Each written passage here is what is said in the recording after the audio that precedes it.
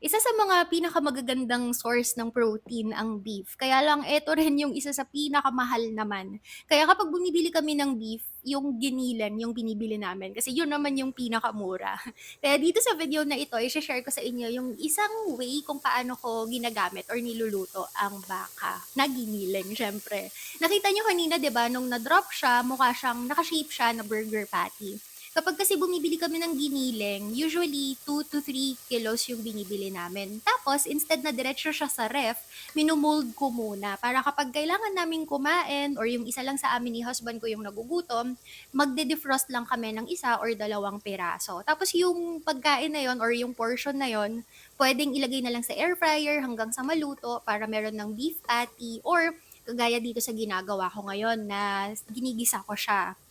Pwede bang tawagin na gisa 'to kasi wala namang sibuyas, bawang.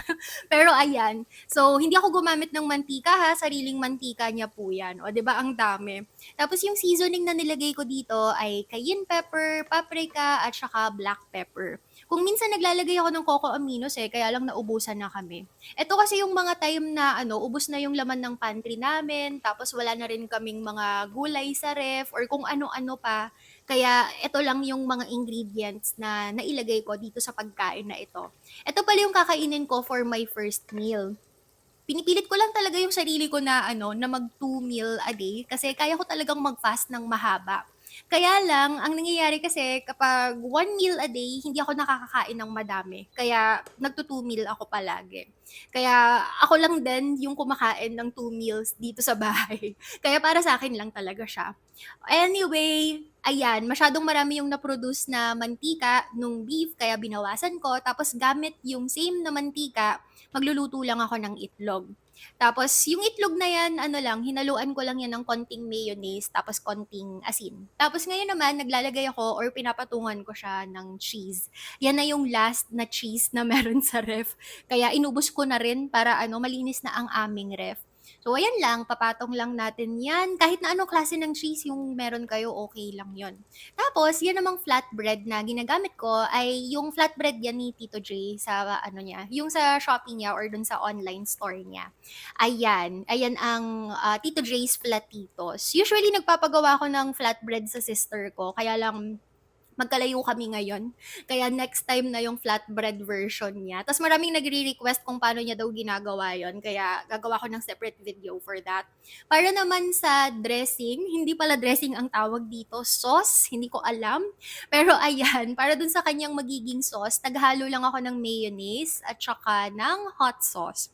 Alam niyo naman ako, lahat nilalagyan ko ng hot sauce or pampaanghang. So, yun lang, hinalo ko lang yun. Wala nang kung ano-ano pang mga herbs and spices. Pero pwede rin kayong maghalo kung gusto ninyo.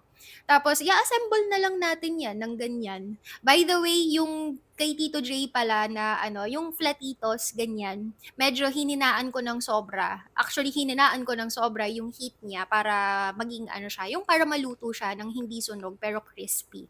Kaya naka-fast forward yan kanina. Tapos, assemble lang natin lahat at ready na ang aking meal for today. Pero hindi ito yung meal ko sa buong araw ha. First meal lang talaga ito. Bihira lang rin kasi talaga akong mag 1 meal a day kasi hindi siya for me. Dahil kapag nagwa 1 meal a day ako, hindi ako nakakakain ng enough. Nawawalan kasi ako ng gana. Kaya pinupush ko palagi na 2 meals a day yung ginagawa ko.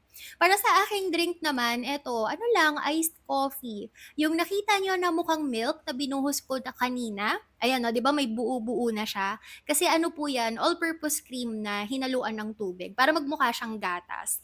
Tapos yung nilagay ko naman sa taas, yung kape, cold brew na coffee naman 'yan. Hindi na ako naglagay ng sweetener, pero kung gusto niyo 'tong i-recreate, puwedeng-puwede naman. Basta kayo bahala kung ano yung magiging masarap para sa inyong panlasa. Ikaw ba, anong paborito mong pagkain at inumin na pang-break ng fast?